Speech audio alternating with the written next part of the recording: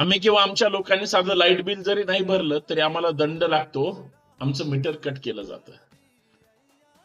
Tempo रिक्षा वगैरे काही finance कडून घेतला आणि समजा वेळेवर हप्ता नाही भरला तर गाडी ओढून नेली जाते. घराचे हप्ते वेळेवर नाही भरलं तर जप्ती लागते. जर आम्ही एखाद्याकडून साध्या सावकाराकडून जरी कर्ज घेतलं आणि वेळेवर नाही दिलं तर चक्रव्याढ व्याज लागतं. आम्ही साधी एखाद्या कशात गुंतवणूक केली आणि एखाद्या बँकेचा हप्ता नाही भरला तर बँक आमचा जीव काढते. त्यांचे वसुली करणारे घरापर्यंत जप्ती करू म्हणतात. हे सगळं आमच्या सोबत घडतं.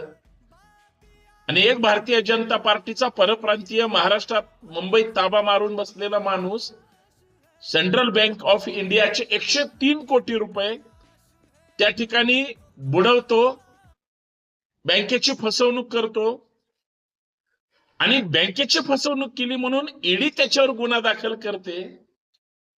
आणि तो फक्त सत्ताधारी पार्टीचा एक नेता असतो, त्याला लगेच तात्काळ त्याच्यावरचा 103 कोटीचा तो गुन्हा त्या ठिकाणी रद्द केला जातो, क्लीन चिट दिली जाते, क्लोजर रिपोर्ट दिला जातो.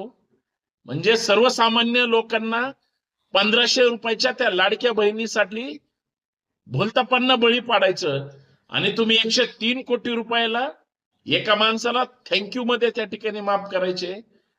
म्हणजे लोकांना वेड्यात काढायचं, पण त्याला सिलेंडर मध्ये सूट नाही द्यायची. सर्वसामान्य माणसाकडून वसूल करायचं आणि त्याला 2-4 रुपयात खुश करायचं. आणि इकडं लाखो करोडो रुपये पळवणारे, पळून जाणारे किंवा बँकांना फसवणाऱ्यांना सगळं माफ करायचं, कर्ज माफ करायचं. हा धंदा चाललाय उभ्या महाराष्ट्रात, आपल्या देशात. तरीही सगळे गप्प आहेत, शांत आहेत. अवघड आहे. विचार करा. जय शिवराय.